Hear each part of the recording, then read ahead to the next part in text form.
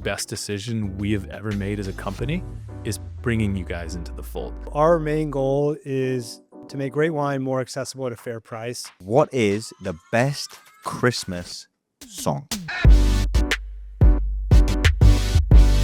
Hello and welcome to the Christmas edition of the Los Cuernos podcast. We're super excited today to talk about a number of different topics like reviewing the year and what an amazing year it's been for Los Cuernos, for the guys here, Zeke and for Cory, who you all know and love very much as the founders here of this lovely, lovely product, Los Cuernos. So let's start off the podcast right and let's crack the can. No better sound. Do you have any like jingle bells on your little sound pad there? I don't. I can sing. Jingle. No. I think we're good. Awesome stuff. Well, let's get started off in our usual manner, but with a bit of a spin on things, I guess, because normally we do kind of a story of the week, what's been going on, and we'll do a little bit of that. But we also want to talk a bit about the year. So let's start off with this week. What's been going on? I know that there was a big feature on one of the largest Spanish networks ever in the world. So let's talk about that a little bit, Zeke. Yeah, we were on Univision, which is equal to like NBC, ABC, CBS for Spanish speakers. I grew up in South San Diego and a lot of Spanish speakers down there. Obviously, we're close to the border. So Univision was played in a lot of my friends' houses. I mean, a lot of the shows. So I was very familiar with it. In fact, I told my wife when we were doing Los Cuernos at a very early time, I said, one day we're going to be on Univision. And so that was just surreal, like going there. And then the secret is, mi nombre es Ezequiel, hablo español muy bien, he estudiado español 4 o 5 años. Y para usar mi español con la gente de la comunidad de San Diego fue algo increíble. So to speak Spanish to San Diegans, to our community, to be there, it was like a dream. It was awesome. I was going to say when we first were there, he was like, okay, this is how it's going to go. Because Gerardo, our winemaker, was there. That's kind of how it all came about. And so he was just assuming that with Zeke and I, he was going to speak English, but he didn't know. So I said, no, this guy rips in Spanish. And so, well, for me, he still let me answer in English, but I digress. No, it looked awesome and amazing. Another one of those moments of just like pure spontaneity from the sounds of it as well, where it's like opportunity came up, able to take it there. And awesome, I bet, to have Gerardo there as well with you guys. Yeah, and Gerardo's the one who set it up. He did an event, and then Gerardo won the Wine Enthusiast Award, and he's really has a lot of momentum. So they were bringing him on, and he called us. He's like, hey, guys, I'm doing this, and literally texted us the night before. So we didn't know what was going to go on, and we showed up, and we brought wine, and we made friends. And I mean, I guess that's another thing I should touch on real quick about that one as well, is about how you guys like treat the people involved in Los Cuernos too. Like how many winemakers like who are rightly so very proud of their own work, but then go and invite the brand that they're working with to come on the show that's about them with you too, like I think that's really epic to kind of see a little bit as well and see your relationship with Gerardo, no? He is the most important person at Los Cuernos Wine, because without the wine being that level, we couldn't do all the other things. So I'm being dead serious when I say it all the time. He has become family and part of our team. And it was obvious that he's cheering for us and we're cheering for him. Absolutely. We love Gerardo. Yeah, Gerardo. he is part of our family. And a lot of this, I mean, we could go super deep here. We won't now, but it's a lot of it's how you structure the company. And it just goes back to how we, mainly because of this guy, how we do things differently and how we think of things differently. And so, yeah, he's part of our family. Gerardo. Cheers. Gerardo. Cheers to you. Wine Enthusiast, Future 40 Tastemaker 2024. Congrats, Gerardo. Awesome. Now, some other exciting news in the Los Cuernos story this week in particular was that we are now sold in Kansas City Barbecue. You want to tell us a little bit about The that? Top Gun restaurant. Yeah. I couldn't believe it. So it's right there downtown, right across from those big hotels, Seaport Village. And it is a staple. They they crank day in and day out, 365 days a year. So nostalgic, kind of divey, but we were there. I was there for lunch last week, and I kid you not, I ended up I don't know, becoming buddies with this couple at the bar. It was Jack and Susie. They were in town from San Antonio, and they came to San Diego just to go to Kansas City barbecue. That's wild. It's a thing. It's a thing. So It's such a big deal. Inside, they have all the Top Gun pictures they filmed the movie. piano. There's this big bus that's open air, looks like a boat. It drives by. It points out the Manchester High, it was an iconic building, Seaport Village.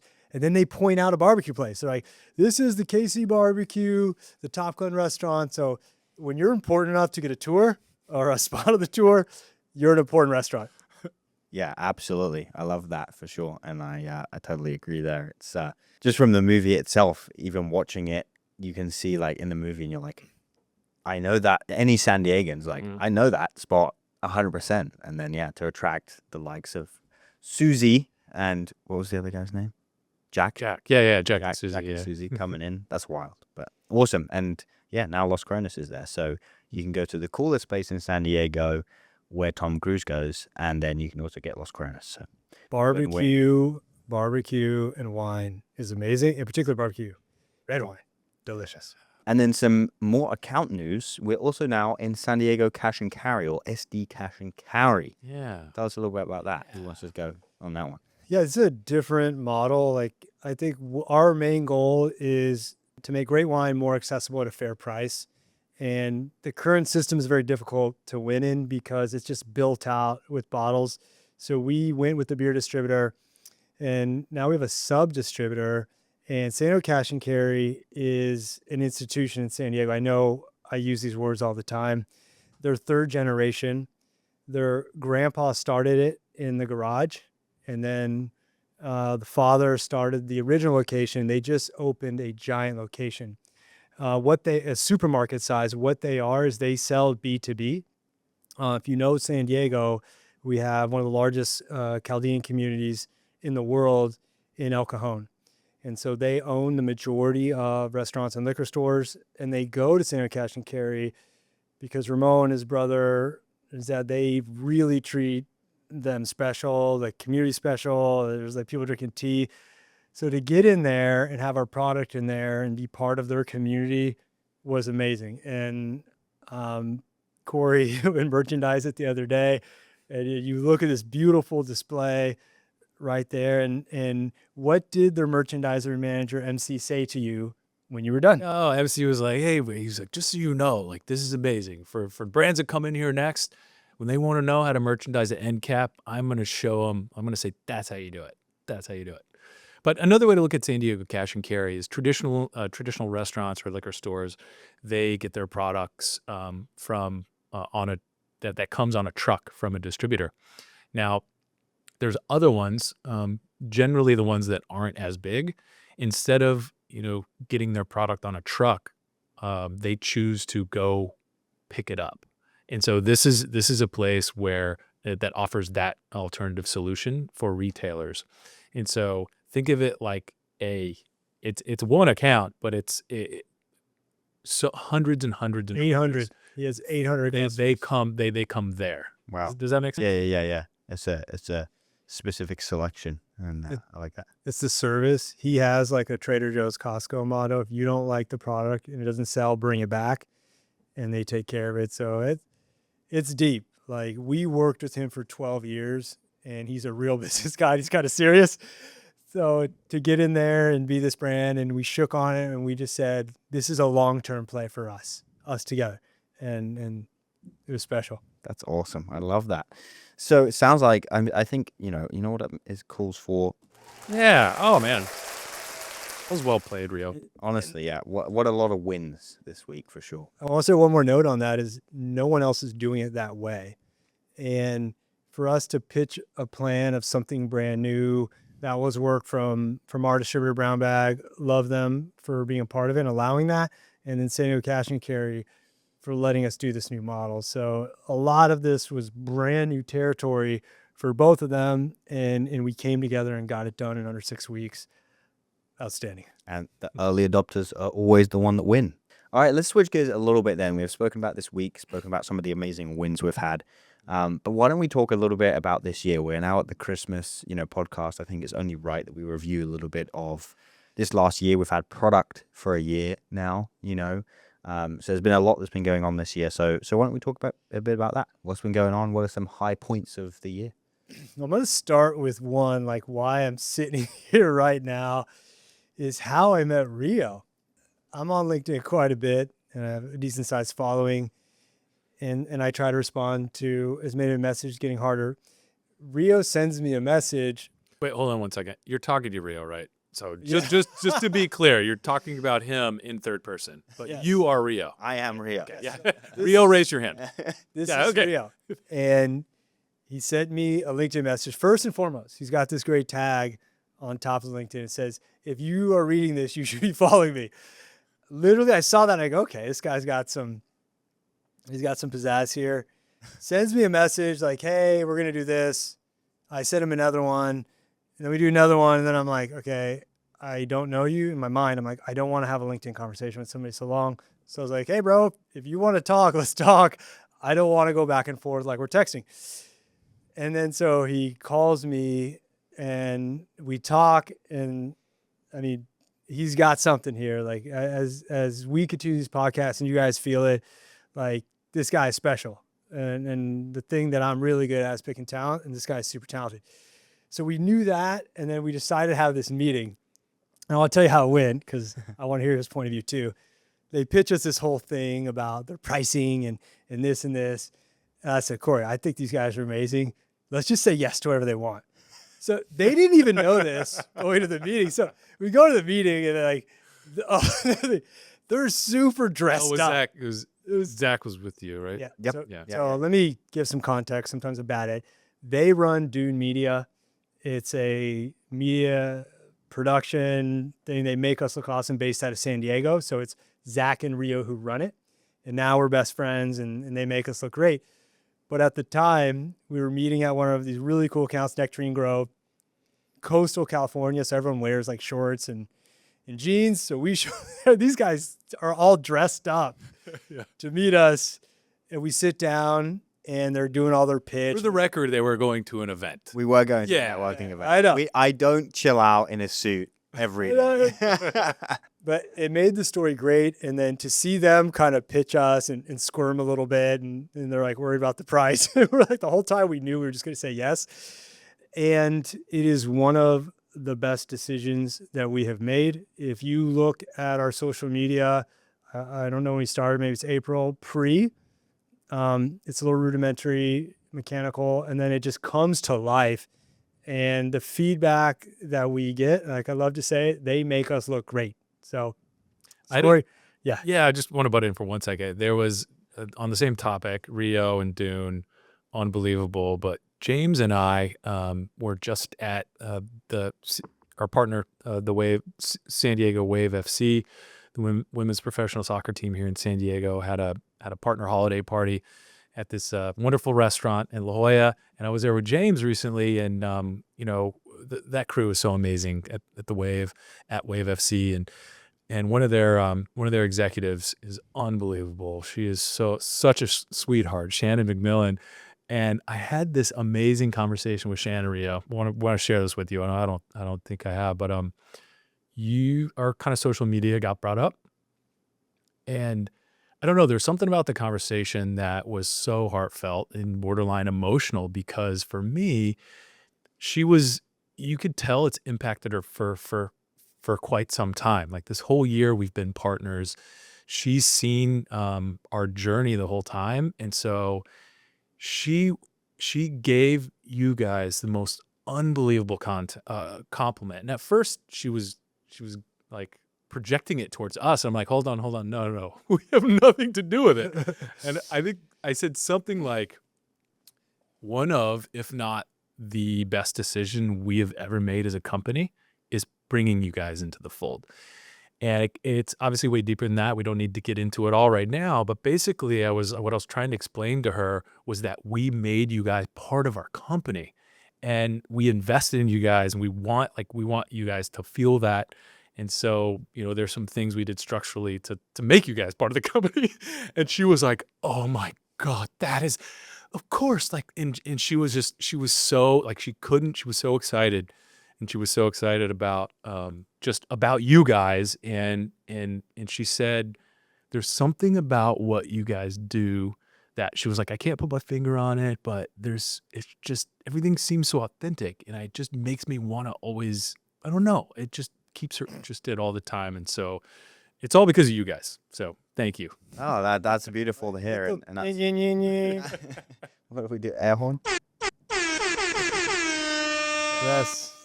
I love that. But yeah, I mean, I think from our side and our perspective, like you were saying, when I was doing my outreach back then, and I was sending out those messages on LinkedIn, it was to generate more business for us. And yeah, when you responded, I was stoked, and to have that kind of conversation and see where things were going, and to work with what already struck me as such an interesting product, but to get to know you guys, and it's the best decision that we ever made in the client that we selected to. Like, there's lots of people that we could work with and lots of different things, but like, to work with an organization like this who, yeah, we are fully in the fold, we're fully part of the fam, we're part of the DNA now of what it means to be part of Los Cuernos, and that's just a special thing to be part of, and to see this product like touch so many people's lives and provide so much value to people. It seems so simple and such a simple concept, but I see people light up when they get the product, and we get that same feeling when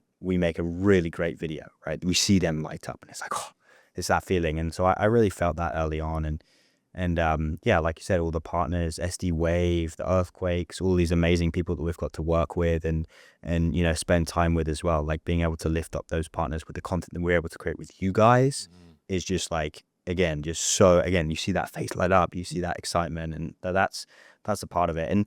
And I got to give a shout out too as well. None of this stuff would be possible without the woman behind the scenes, Celia. She is amazing. Yes. And she doesn't get enough of a shout out. I'm here with my face on the podcast and in all of this, but we've got Tosh behind the camera right now as well, who's monitoring all this stuff. Like, there's a lot that goes into this content, and I think it's easy sometimes for people to look at even what YouTube do and like be like, oh God, these guys, look at them, living the great life, doing all this marketing activity and all of this. But like, it's a serious amount of work that YouTube put into this as well. And I think as a general message, and I may be harping on a little bit too much here, but as a general message to any org, any business, anybody trying to do content like this, it takes a huge amount of effort and a huge amount of talent from the people. And so, yeah, being conscious about who you're hiring or who you're wanting to work with in that situation is so important. But yeah, the Celia is the most amazing social media manager ever and strategist as well. You two are the best founders I've ever worked with at a startup and a brand like this. And then obviously, my team, Tosh, Zach, everybody, just the absolute best over there. So to be able to integrate teams and work with orgs like that has been an absolute pleasure for sure. Oh man, I got emotional. One last note: Shannon McMillan is one of the greatest women's soccer player of all time. So like, not only is she awesome, she was a beast, and she's San Diego local. She's from Escondido, and she like took a bus like 14 hours to go to college, her first one way. She's got an incredible story. Look her up. She's part of the wave, and she's all in on San Diego and the community. Yeah. And when someone says about your brand, I can't put my finger on it, but something about it is so genuine. That's a winner for sure. That's awesome. Yeah. Well, by the way, Shannon McMillan, I believe her current title is the Chief Impact Officer at SD Wave, but she's also, I don't know like the details of their history, but Jill Ellis, she recently transitioned out from the Wave, but unbelievable like accomplishment. So kudos to Jill. She is now going to a huge role at FIFA.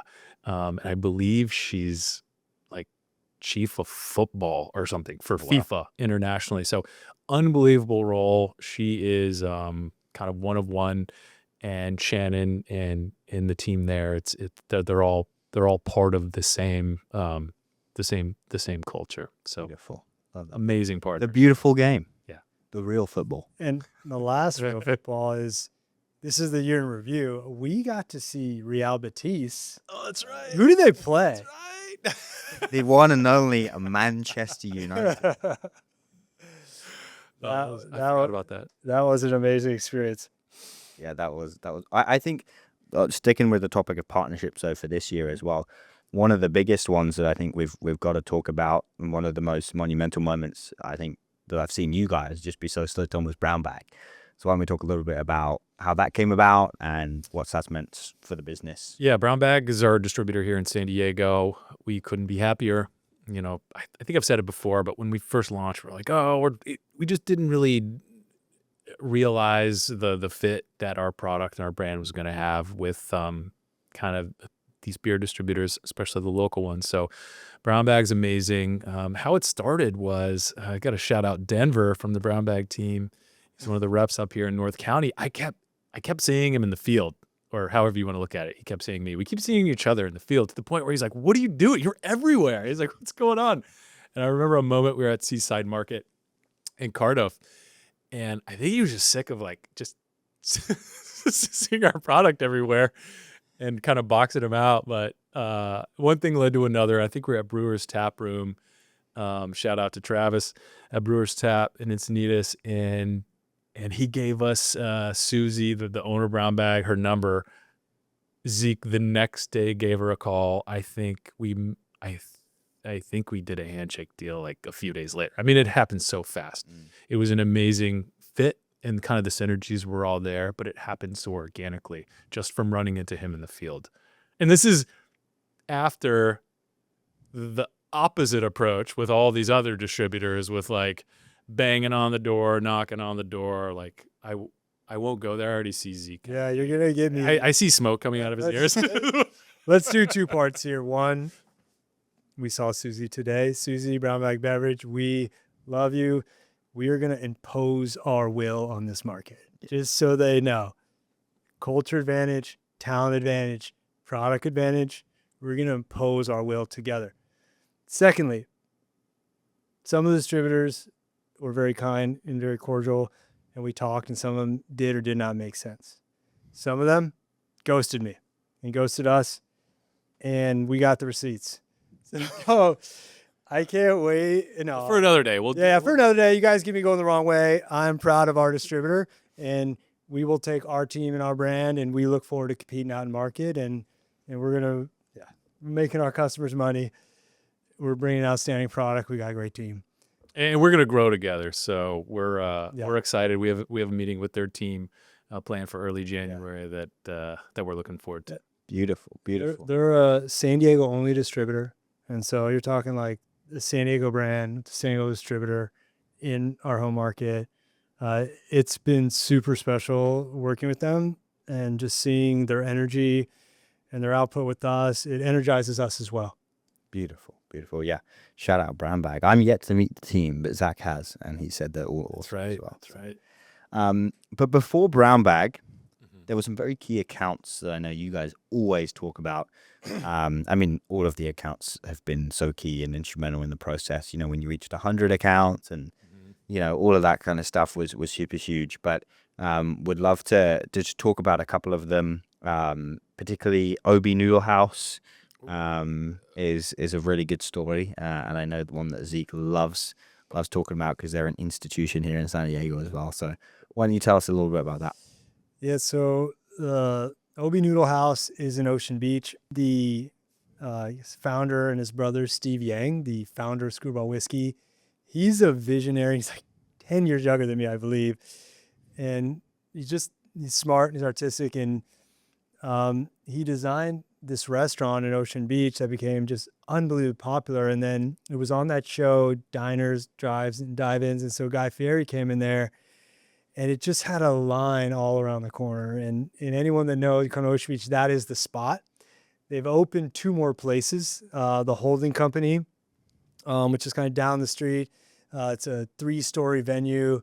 And then they have one called Bar 1502. Just an unbelievable bar, a whiskey bar before anyone else did that in Ocean Beach. And Steve was one of the first. And it was a blast. So remember, we had just launched this brand in November, we first had product. We didn't know what we were doing for the first 3 months. And like to have an iconic account like that, and we worked with them, and he said yes, and they pulled their bottled wine, and they went with Los Cuernos when it was a big risk. Right now, we're going to be at 200 accounts by the end of the year, but by then we were probably at 20 accounts in some liquor stores. So for them to bring us in, and that their staff liked it because they're so particular on the food and the details and the fun and the service, I couldn't believe it that we got in. I was nervous. I'm like, oh my God, what they don't like it. And it's gone so well. It's an iconic account. We tell people, they're like, hey, you should buy this. We're like, oh, it's a Nobi Noodle House. And they say yes. So that was super special. And I actually am going to go through a list here, Cory. I'm going to cut you off before we go. How do you cut me off if I'm not? I know, because this is what I do. I want to go through a couple of like really monumental accounts here because there's so many I want to forget. Tipsy Crow, downtown San Diego. I used to go to Tipsy Crow as like a single guy, and then later as a sales rep, I got to go in there, and now our product's in there. It's 3 stories. It's fun. It's a great staff. They're always doing innovative things. It is as I always say, an institution in San Diego. So Tipsy Crow. Then we got Sandbox Pizza in Pacific Beach. Again, jamming account.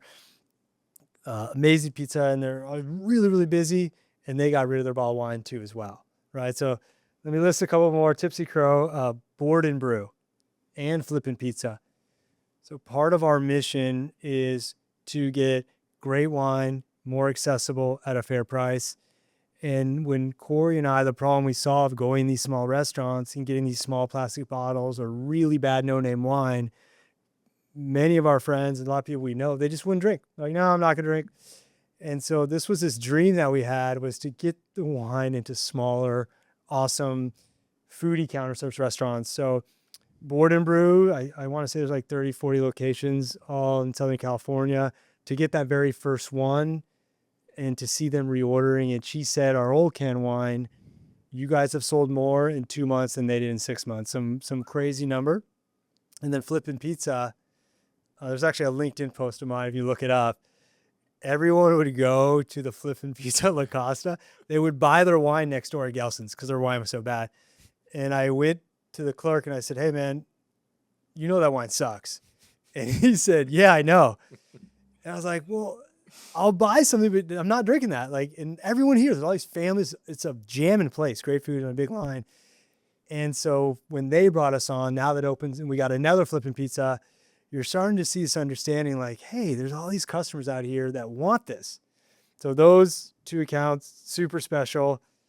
Cory, I'll let you do. Oh, Gonzo? Yeah. Oh, okay. Yeah. Gonzo was one of our very first accounts, but it's way more important than that. I mean, it's amazing food.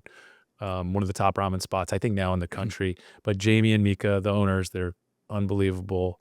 And it was actually my youngest daughter, Opal's, her favorite restaurant. So we were kind of friendly with them before, but it was one of those things where he's like, I don't know. And then we've been ripping forever, and they're very, very special to us. But another thing that's important about Gonzo is we're always learning, right? We're just trying to figure this out. And, kind of right out of the gate, won't get into all the details, but right out of the gate, kind of the nuance of where we kind of actually worked and, regarding product market fit wasn't so clear. Gonzo made it clear. Once we got into Gonzo and once we started kind of moving and we started to see the pull through, it was like the kind of the lights went off. So Gonzo will always be incredibly special, dear to our heart account, aside from all the stuff that kind of the people see. So Oh, for sure. And we could go on for this forever. I want to cut it a little bit short so that we don't spend too much time on it. But yeah, I think as well, a lot of those accounts, part of their significance from what I'm hearing from both of you as well is like that earliness in the journey for you guys where you've got this brand new product. And like you said, you don't know what you're doing for the first 3 months. You're trying to figure out product market fit. You're trying to understand if your customers even like the product, right? And if they like the taste and all those different things, even though you feel like you have a winning product.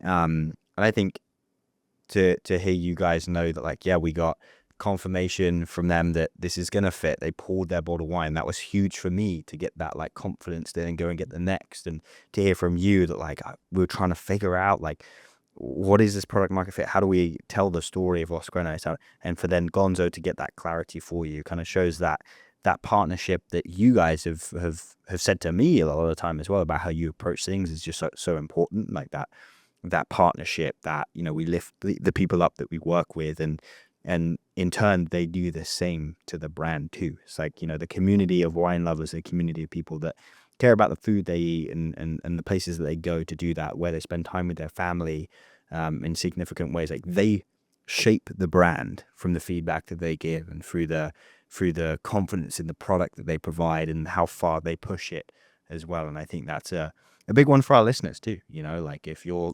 sat here watching this podcast now, 30 minutes in, you know, like you're a loyal follower and someone who loves this product, and to be able to push something so special that's community driven like this, I think is part of the reason why I love this product so much. Not the fact that it tastes amazing, but like the fact that, yeah, I can, you know, identify with someone over here in San Diego who also loves this product, who I had Board and Brew for lunch today. You know, like that's so cool to be able to be like, yeah, this brand is there too. And the other people that love Board and Brew probably like this product too. You know, it connects us all in that way, you know? I love it. I got a couple more here. We cannot end this with me not giving some more shout outs here.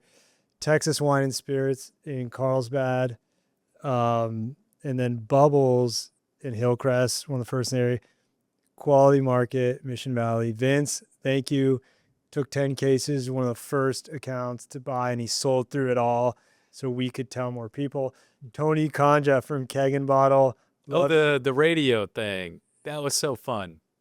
Or what, there was it was Big Rich, TD, and Fletch. Yes. So Tony Conja, we met him at a trade show, the Neighborhood Market Association trade show. He said, hey, can you come and do the podcast tomorrow? Yeah, he had somebody bail, I think. In all fairness. So here we were. We went to the iHeart Studios. And, I mean, when you deal with professional, like Ray, these guys were so awesome. That's where he chugged the wine. Or yeah, it was who was it? Yeah, it was Big Rich. It was the first official shotgun of Los Cuernos Chardonnay on air. And we never talked about it. We didn't ask him to. He wanted to, apparently, because he's amazing at it. It was like a millisecond he took it down. That show was a blast. They were so fun, and hopefully we could do it again. So that Keg and Bottle, 10 locations, dominant place. Jensen's and Valley Farms are supermarkets, so we got into like these nice kind of fresh Ford supermarket stores. We did demos there. Cory did most of them. That was awesome. My last one, a shout out to Russ and Bottle Nexus. They are a D2C partner. Allows us to ship to 46 states in the United States. They handle it all. They've made it very easy for us. So we didn't know any of this stuff was going to happen. Like, it was a lot of fear and worry. We knew we had a product have its time, but it doesn't fit into the market currently. So fighting the status quo, man, anyone we name, love you all, because like I said, we'll be at 200 stores at the end of the year, but those first 30, what they meant to us, I can't say enough. Absolutely. And awesome. Yeah, like you said, they're all part of a movement. They were the first believers in a movement in the industry. I love that. I think that's amazing. All right, let's switch gears. Right. We have covered over this year, and it's been a monumental year for Los Cuernos and the product that has come to this beautiful market of Southern California and also a little bit in the Bay Area. And yeah, I think everybody's very excited for next year and what's to come there, because there's a lot. But let's move into a more fun section. Let's talk about some parenting, because I know both of you are parents to some lovely children. So let's talk a little bit about some of the lessons that you've learned. And then we've also got some fun for some quick fire parts where we're going to see if you know what some slang is from the kids, and also if you know what some of the celebrities are that they follow. So are you ready for this? Are you ready, gentlemen? I'll do my best. All right, let's do it. Vamos a ver. So first quick fire question. Do you have a parenting lesson or story from the week? One from each. From the week. Zeke and I each have 3 daughters. Mine are 16, 13, and 9, and they are the best. It's unbelievable. But they like to bicker these days sometimes, and so to me it just sounds like noise and complaining, and I've realized most of the time it's rooted in one or more of them wanting to be right. And that's it. That's it. So, and it's something I try to, oh man, it's hard because I want them to like really feel it. I don't want it to seem like I'm always just like trying to tell them or like, I want them to understand it's coming from like a real place, and that it's not like I've always known this. I've had to learn, and only learned a lot of this recently. But Yes. but just not feeling the obligation to be right and not always having to win an argument it's invaluable. And then kind of the classic, although it never gets old, just assuming positive intent. It just makes life so much more pleasant. I love that. I think that's a beautiful. But I wish I would have been taught that as a kid. Zeke. Yeah, Cory's, that is a very hard one to follow. Those are awesome. I think what I learned this week, and it's taken me way too long, is to not add any feedback, not make comments, not drop knowledge, and just listen. And it's really hard because Even if you've got bangers to drop for them. of course, I mean, I have all the answers. Hold on. So that part, I mean, literally wrote it down in the morning, telling myself like, talk less, listen more. So that would be my advice. And sadly, didn't learn that to my 40s. Wow, that's some key lessons to take away for any of the parents out there. And I think particularly as founders, you're probably more socially aware and emotionally aware than anybody, because you have to be in the business world. So transferring it to the kids can be hard from what the sounds of it, but also I'm sure makes you the best dads out there for sure. I try, but my daughters have told me they see it coming. They're already in tune to my tells, and apparently right before I'm about to, like, I don't know, give them a lesson, even though I never think about it like that, and like it's like nails on chalkboard calling it that. But apparently right before I do, I put my hand on my hip like a dork, like a dad dork. I'm like, oh my God. So now it's kind of funny now when I know it's coming and we're about to get into like some kind of a, where I just want to give them some context and some feedback. I put my hand on my hip. It's weird. I'm trying to stop it, but Yeah. I want to totally segue this. Cory and I used to run a restaurant, and you were not allowed to put your hand on your hips. We actually called it sass arm. So if you had sass arm, we was a fine dining place. You had to have your hands in front of you, like kind of like this power pose, and you had sass arm. yeah. It's awesome. Yeah. So I need to channel my fine dining Italian. I like, know, no more sass arm. hands behind the back. A little white serviette draped over my arm. Yeah, that's how you should be delivering it. I love it. Okay, next, pull out your phones. Okay. I am going to send you pictures of celebrities that your daughters definitely know, and you've got to guess their name. So I'm going to send a picture. You both will see it at the same time on your phone. Okay. And then the first one to get it gets the point. Okay. And Can I say something real quick? Yeah. I'm going to be horrible at this. That's fine. Continue. We have 4 celebrities, Okay. and we have 1 tiebreaker if it's 2-2. Okay. Won't be tiebreakers. 3, 2, 1. The first celebrity is sending. Oh, I got it. Oh, Sabrina Carpenter. Oh, boom. no idea. 1. This looks like an AI generated image, by the way. Cory, there was It's not a looking like a real song. person. What do you think, Tosh? That's. Anyway, sorry. I think I'm just deflecting because I didn't win that one. Hold on. You have not heard of the song Espresso? I know the song Espresso, I think you got to sing it. but For do I know that this person sings it? Absolutely not. But now I do. 1-0. Okay. 1-0. Oh yeah, 1-0 to you. Well done, Zeke. Shout out Surprising. Victoria. Surprising, by the way. Oh, did she coach you up? Oh, It's on one of our posts. I love espresso It's our too. Christmas post. Oh. Had 5 shots of that today. I love it. I love it. Okay, ready for the next one? Yeah, So 1-0. I think I'm gonna win this one. I'm just gonna say a name regardless. Oh, duh. Olivia Rodrigo. Yes. It's really the only person I 1-1. know. I know she has black hair. 1-1. I like it. Yeah, good. It is. They're gonna be Olivia Rodrigo. Austin and Everly are gonna be so proud. I was saddened that I Those didn't two. answer in time. What song does she play? What does she sing? Her song. You just asked me what person this is. Oh, not the song. I don't know Wait, what's. hold on. The album is called Guts. She is kind of like a renegade-ish style kind of rock, like girl empowerment. I don't know the name of it, but I've listened to a lot of Olivia. Valiant effort. This is the most known one.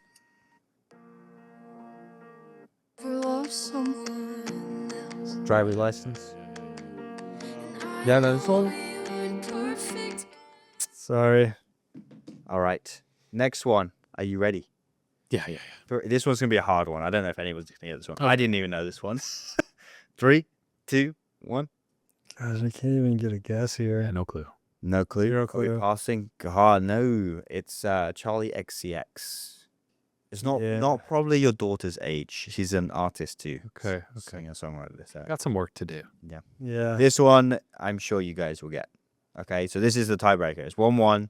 Final one. Okay. 3, 2, 1. I know this. Chapelette, Chalette, Shelty Chalette. he's in Timothy? Dune. Yeah. Gosh. I only know this guy because I was watching football this weekend, and he was on the. Yeah. He was with the guys. Nexus. Yeah. Oh, yeah. I was watching the Cowboy game. Yeah, That's yeah. what it was. Or no, the UT game. Oh yeah. University of Texas. Yeah. He was there with the Georgia Yeah, UT guys. Yeah. And I was like, I knew he was an actor because he was so out of. I mean, I knew he was an actor, and I think Everly was right there with me. So, Yep. Timothy Chalamet. So that was kind of a tie. I honestly, I'm going for a draw overall on that because you said Chalamet and you said Timothy. So together you did it. So that's a win. So Okay. A double dub. I'm going to take the L. Corey finished it and got it. I'll take the L, and then I'll get him next time for sure. All right. Well, you can get him now because we've got the next round, which is going to be the internet slang. let's do it. Now, we did do a bit of pre-preparation before this on the podcast, and I believe that a certain somebody, I'm looking at Zeke, is a little bit of a rizzler, if you guys know what that means. So we shall see if he knows. Okay?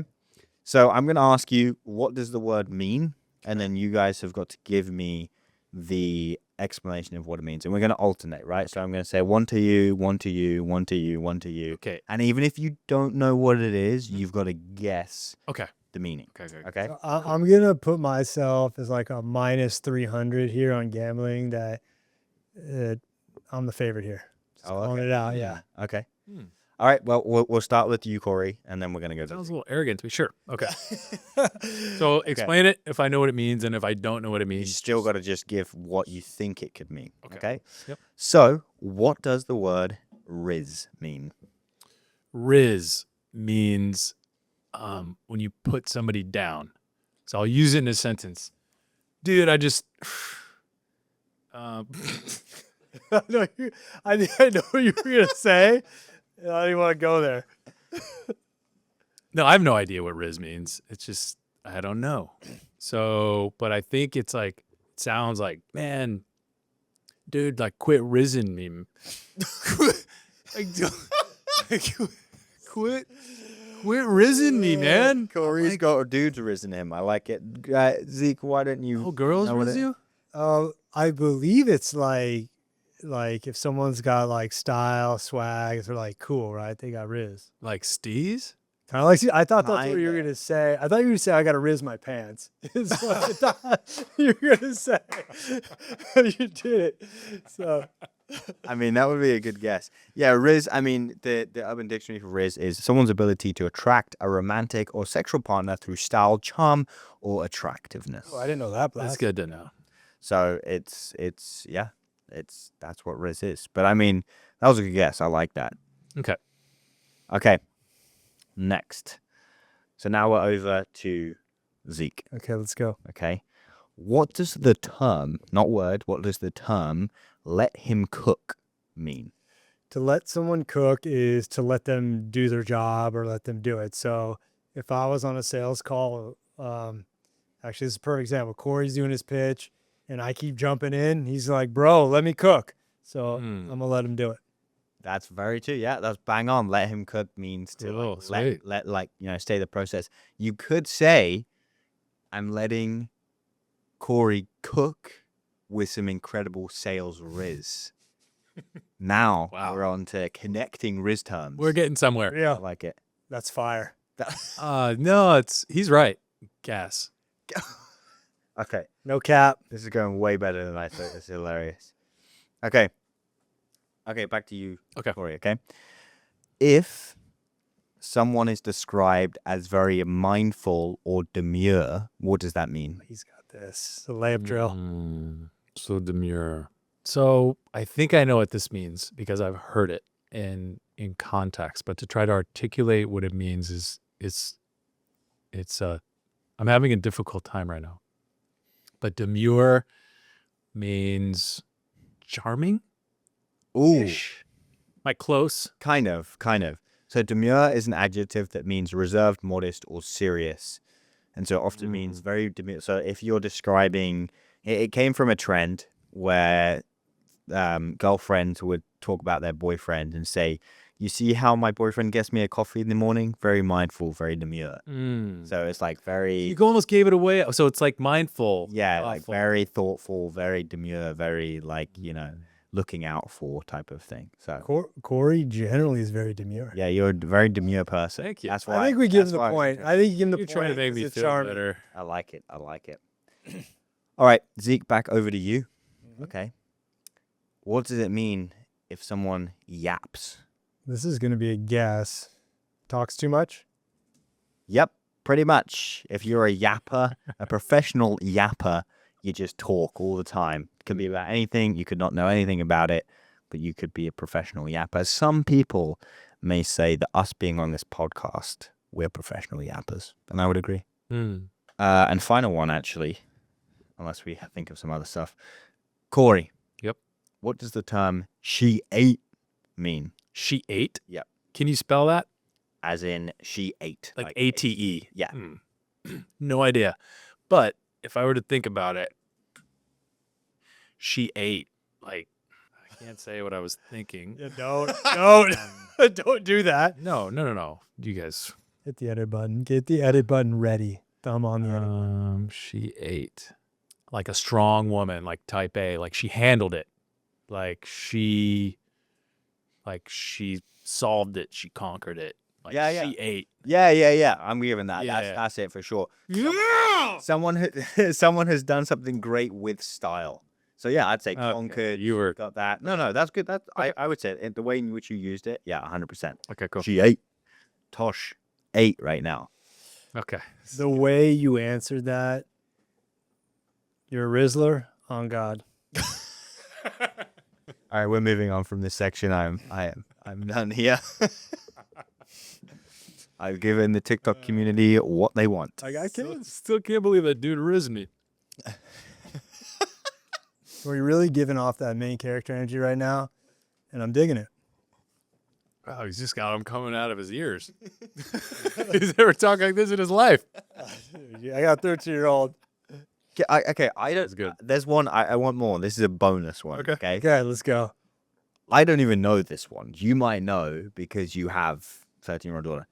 What the hell does skibbity toilet mean? What does it mean? I heard Cory say it first. By the way. Cory said it. Weeks before me, I jokingly said it once. Skippity and I toilet? got like a death stare. Right, so it's like, don't try it, don't do it. And so I've never repeated it again. I feel like it's like a word that means, I have no idea. This is one actually I don't know what it means. I just text my two daughters that have phones, even though they're Gab phones. Shout out to Gab. Oh, I love Gab. Don't even go there. That's a whole different podcast. Anyway, I have no idea what skibbity toilet means. I have an idea though. This would be my guess. Let's say you walk into a restroom, and let's say you like, when you're like when it's like time, but there's a very important thing. You're conscious of hygiene. You like clean things. And let's say you're like at a ball game, public bathroom, you open one stall and you're like, oh no, there's some, like, it's just not pleasant in that stall. You're like, skippity toilet, on to the next. And then you're like, that one, no, like crazy weird, like skid marks and bad things. And it's not good or not kosher. No, skippity toilet again. Until you find a good one. Then you're like, oh my God. No need to skibbity it. It's clean. Like, this is the one. It's like, let's go. Sure. I mean, Is that right? Urban is saying it's a random reference meaning bad or meaning nothing at all. What the skibbity is going on here. So I guess skibbity is a bad thing. You could be like, this is a skibbity. I don't know. Okay. But I like the reference. When you know, and you go into the bathroom and it's not good. I like the way you think. Okay. All right. Let's switch gears. That was close. I think it was like 3-2. Tried. Thank you, viewers, for getting through that. By the way, I text my daughter, so we'll see we'll see what we they get say. So use it in a sentence. Okay. Let's go on to another. Oh, well, let's really switch gears. I want to do wine topic of the week, kind of more towards the end a little bit. But this is the Christmas episode, so let's do some quick fire Christmas stuff real quick, I think. 5 minutes on this section. How's that sound? Let's go. Sure. All right. Okay. These will be quick fire ones, nothing crazy. What is the best Christmas song? Yeah, I'll give you a countdown ready. Oh, Holy Night, it's mine. Oh, Holy Night. Yeah. Like the And I heard it live last night at the Rady Shell. Oh. Yep. Took the fam to see what was it? What was it? It was the Christmas production. Oh, Holy Night by No.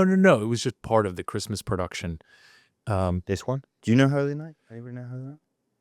It's not Silent Night, Holy Night. You talking about that? Yeah. Are you talking about Silent? No. Maybe I'm saying the wrong one. I'll tell you. It's like fall on your knees. Oh, yeah. Oh, Holy Night, stars on. He's got bar. Cory can sing. Find it. It is a night. No, I think it's called Oh Holy Night. Maybe I'm wrong. Okay. Why don't go to me? By You Mariah Google. Carey. You Google and come back. All right, let me close this loop real fast. They said about skippity, it's skippity toilet. Everybody was like, it's this weird term that immature middle schoolers use. It started from an annoying YouTube video, and now they use it all the time. Like, that's so skippity. It has no purpose whatsoever. Okay. So it's brain rot. Okay. What was your Christmas song? Well, Okay. Cory, find us the Okay. the version. I'm going to go with 2. One is Simply Having a Wonderful Christmas Time by Paul McCartney. Yeah, that's my favorite. The voice.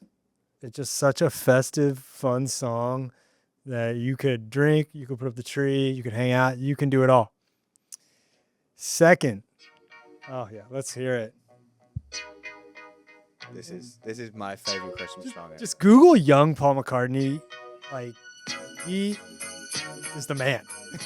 Like, he is the guy. Like, he was one of the most popular people in the entire world. What was the second one? The second one is we're going UK twice here. Whoa. This Christmas, but it has to be the one with the guys from Wham.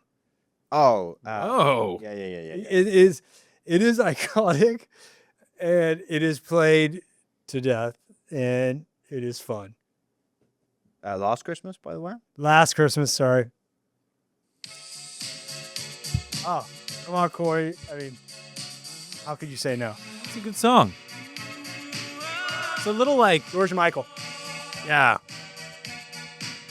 Yeah, the UK has some pretty legit Christmas songs, to be fair. If you listen to that song, he said that he gave someone his heart. And the very next day they gave it away. So they didn't even wait. Like they didn't wait a week. Very nice thing. I've never thought of it like They that. they didn't wait a month. They didn't. It's like, hey, I'm gonna give you all my heart. And I was like super intentional and I loved it. I gave a gift and I was so excited. And the very next day you gave it away? Like, bro, 48 hours. But I think that's the funniest thing I've heard all week. That's amazing. Yeah. Wow, it's great insight. yeah. Know both of those songs by heart. I love that. I love that. And I can't play it now because my girls have Spotify, but it's Oh Holy Night. It's like one of the most classic songs ever. I'll text it to you. It's this one right here. You have to sing it one day. No. Okay. If you send me the link, I can play it. Okay, cool. I don't want us to hold us up, though. Cory can really sing, and I'm going to put this out in the universe. He is going to sing the national anthem at a San Diego Wave game. Oh, That's going to happen. San Diego Wave. Let's make it Why happen. not Padres? Yeah, Padres. Padres would be sick. Thor. Thor for the Padres. If you hear us and you want a local company, a local guy. Cory Cory Assink. I can do you up on that one. Eric, head of broadcast at the Padres. Let's get Cory on to sing the national anthem. Los Cuernos co-founder. I just texted to you. Cory Assink. Oh, Holy Night. Texted him. Yeah. Oh, you did. Okay. You can go to the middle of it somewhere. Go to the middle. Okay.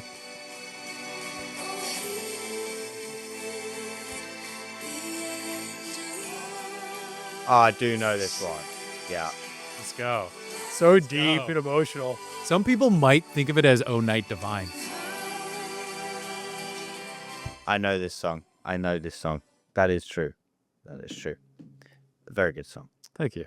I have to go with Paul McCartney, though. That's my favorite ever. Yeah. We used to, a little backstory. So when I was growing up, we used to do charity at Christmas. We used to do like the Christmas float. We'd go around, knock on doors, hold our little penny catcher things out, and people could give us like cash for our charity, our local charity. And when that song would always be put like right kind of towards the middle of the night where everyone's getting really kind of cold and a bit tired and don't want to do knocking on doors anymore. And that would come on, and the vibe and the energy. Oh, Santa would be going, we'd all be going. Oh, It was beautiful. That has some fond memories for me for sure. So what's your favorite song, Real? Yeah. That one. Oh, yeah, okay. yeah. Cool. I can't sing it. I was about to. Okay.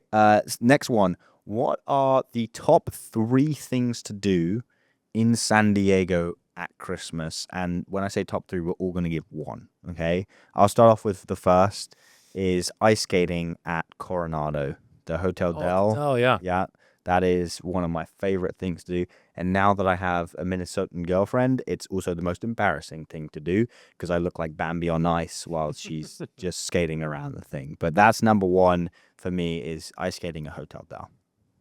Go ahead, Zeke. You do this one. You Um, can go next. This is so San Diego, and I want to say shout out to Wes Philpott because like 7 degrees in Chicago. I called him the other day. A tradition for us is we go walk on the beach. So after we open presents, whatever, drive down to the beach and just go for a walk because it's going to be 64 degrees, which is San Diego cold, but it's a slow day and you're with your family and you're looking at the ocean. And it's just vast and expanse and it's beautiful. So I love walking on the beach Christmas Day. Love that. And I'm going to have to say the night of Christmas at the Rady Shell. The Rady Shell in itself is a beauty to behold.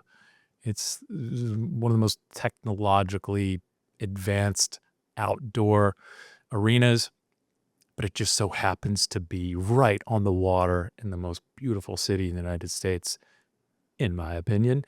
And, we went to the evening show last night, so it was a little brisk. It's outside. But it's kind of fun sometimes to get throw on a scarf or kind of get, bring a couple blankets.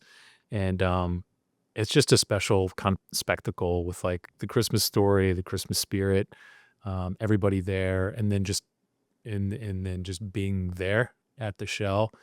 It's so cool to the point where like people will pull up on their boats, and it's also like an open, it's technically like a public area and park. Well, Yeah. aside from the part that's confined with kind of the tickets in there, but there's still like, I looked over here to my right, only like 20, maybe 20 yards away, and there were people like lined up on the sidewalk in the kind of the public area that were just sitting on benches and just enjoying the show as well. So it's just a special community thing, and it got the Christmas spirit.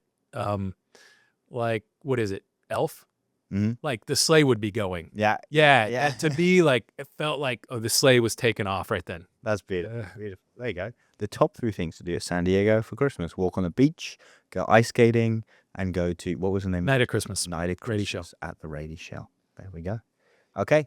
And then, I mean, you kind of answered this one a little bit already, but what's one family Christmas tradition that's out there, different, weird, interesting?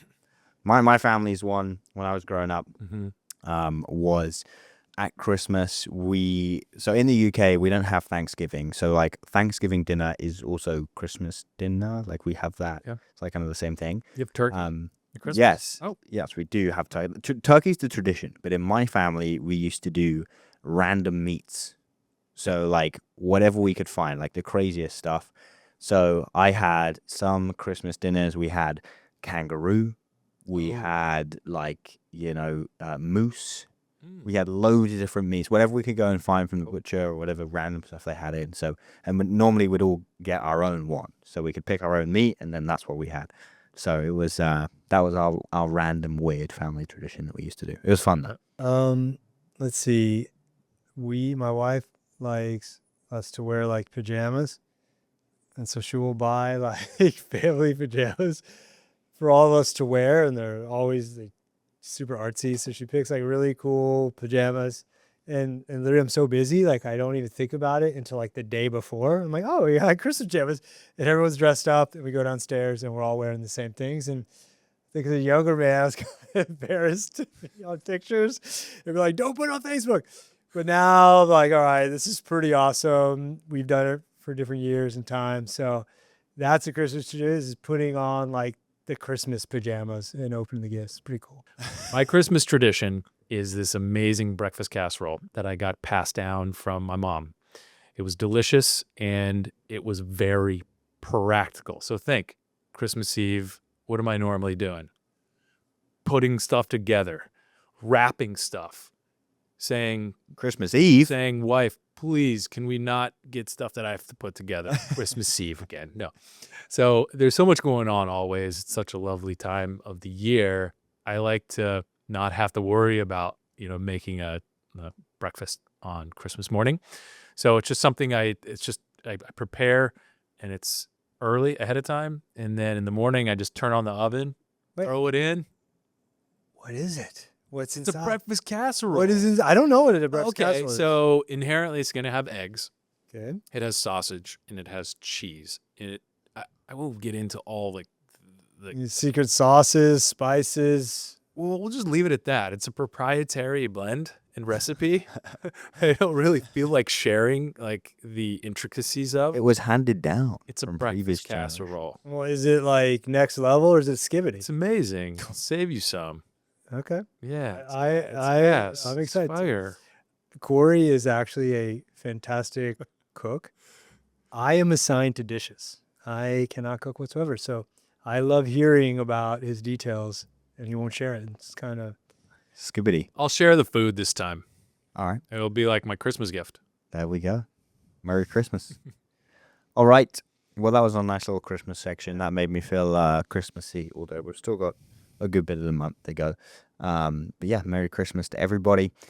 Now, let's head into our wine topic of the week. And we're going to switch this up a little bit and do something different. We're not just going to talk about a topic, but we're going to talk about people. Let's do it. So we're going to talk about some mean tweets / mean LinkedIn that Zeke has received. And we're going to unpack them a little bit because a lot of them are very ironic in the way in which they came at Los Cuernos and you guys, and I think it's just going to be funny to address those and some of the just misunderstandings that people have about it. all right. This is good. Hilarious, exciting. So I'm going to read the post first, and if anyone that knows us, please comment or say something. We are very intentional about culture is we hire the best people, we create a great culture where people have freedom to work, and then we get out of the way. And in order to get really good people, you have to be great at interviewing. You have to be meticulous. And I'm going to read it first, but I'm going to say this, like, you have to ask them about other people in the company. Like, who are the other top performers? Who's great? Who's the best teammates? They'll give you these answers, and we will go find these people on LinkedIn, and eventually I'm going to find out, because I've been gamed in interviews, and a bad hire really like hurts you to your soul, because you have to look at them all the time. And so in order to avoid bad hires, whenever I haven't done it right, is because I haven't talked to enough people. And who you are every day is what you are, not what you say you are in a 2-hour interview. So hiring great people is the most important thing we do. That's my preface here. So this was 7 months ago. Every time I made a bad hire, it was because I hadn't talked to at least 6 people that have worked with the candidate in the past. 100. Especially management. Get a good mix of directs, peers, and bosses. And their character, temperament, impact, ego, teammate, and work ethic patterns will emerge. We all don't have the time. It feels like overkill until you have a painfully bad hire, which I have done. I'm going to go to these really quickly. Is by having directs, peers, and bosses, you're going to find out how people see this human on different levels, and not in the interview sense. And the top performers in a company generally know who's great or who's not, and who's the politician. So I put that. I thought it was a short post about this. And Just here. let's go. This is pretty often. So here we go. This is Samita Phillip. Whoa. Oh, oh, we're putting him on Young guy? blast. Oh, well, I mean, it's on here. People are going to read this post. This is not against Samita. She is in HR. She's a recruiter. It is true. The angriest people on LinkedIn generally are the HR people. They just get fired up. They are protecting people. They're protecting rights. And I think without knowing me and the culture that we've created. So here we go. LMAO. This isn't about needing to talk to 6 people more than your org wasn't a place they could thrive in. This is about a negative environment which completely impacted the hire. It's so awesome how orgs act like their shit don't stick. And then they say asinine stuff like needing 6 references. Just say you're a bad manager. It's okay. There's plenty out there. That's wild. The internet is a wild place. All right. Here, and then someone responded, agree, not as harsh, but you really need 6 other opinions. And if you're really meticulous about putting awesome human beings and high talent human beings and letting them thrive, yeah, we are that meticulous. And then she wrote again, Mike Matena, what this tells me is this person doesn't have a baseline of expectations. They didn't ask the right questions during the interviews, don't have any data to share the growth of the org, just want someone who stay regardless. And this is where owners go wrong. Assumingly people manage the ambiguity. Well, I mean, as an HR person, just say a little grace there. All right, let's go. That was so mean for a startup. I won't say the name. With all respect, Zeke, if your company is 1 year old and employs 5 people, you included, when you became the Robert Mondavi of canned wine, I'd be interested to see if you're able to sustain that practice. Well, 1, that's a dated reference, Robert Mondavi. We are going to continue to do that. Yes, we are. Hold on. Okay, I love HR people. This is another mean tweet or LinkedIn regarding your post. Okay. As a recruiter, this sounds kind of illegal. If you're going behind candidates' backs and reaching out to people, that is a massive no-no. If they are referrals that candidates provided you with, then that's fine. It's also important to trust your recruiter, your hiring panel, and yourself enough to conduct thorough interviews and decide on a candidate without all of this research. What do you have to say about that one, Zeke? I think that to work in an exceptional culture with a high talent team is managed different and the culture is different. If you look at Alabama football with Nick Saban and Duke basketball Coach K, year in and year out the players change, but they're all high talent and they buy in. And building a culture that is, gosh, I'm going to get myself in trouble if I say too much I feel, but being really intentional on this thing and finding out who people are day in and day out, and not what they say in the interview is important. And it's good for the person that we don't hire as well, because this culture is not a fit for them, right? And we're not a work people of that culture. We're a hire high talent people, resource them up, get out of the way culture. And it's just different. So, in all honesty, those people that say those things, they're going to run their thing, and this is going to age well. Let's just see how we do in the future, because we're going to lead with people. But yeah, I was about to go on a crazy rant right now, or dial myself back. I like it. Awesome. Well, let's start to wrap things up here. We've let this one run a little bit longer, but it is the Christmas episode. Yeah. We'll have more time to listen and chat. But we do need to wrap this up with probably the most exciting announcement of the year, if I'm saying that right. But I'm going to hand it over to you guys. We have a little Christmas present for all of you guys listening, and for all of the Los Cuernos community and family. What is that, guys? Well, it comes in the form of an 8.4 ounce portable vessel that is going to have Sauvignon Blanc inside. And it's also going to have a Brut sparkling. Let's go. That is amazing. Happy Christmas. Merry Christmas to you all. And that's it from us here at Los Cuernos for this year. So thoughtful, so demure. Unbelievable year. Thank you, every single person that has supported Cory and I on this crazy journey. 2025, we have huge announcements coming up. Looking forward to it. Yeah. Well, there you go. Go get yourself now some Sauvignon Blanc and some, what do we have as well? The brew bubbles. And the Brew bubbles. Bubbly, and sparkling. some rosé bubbles and some red blend and some Reserva. Yeah. New wines will be here February. Through customer demand. We have a pizzeria chain who has told us he's like, where is the Sauvignon Blanc? Where is it? Can't wait. We've tried both the wines. Spectacular. So And then 2 other new ones coming on the heels of when those drop in February. So You're getting early access. If you made it to this point in the podcast, you're knowing everything about Los Cuernos right now. So 2 coming in February. For you guys, Merry Christmas. We love you all very much here at Los Cuernos. Thank you for your support, and we'll see you next year. ho, ho. Happy New Year.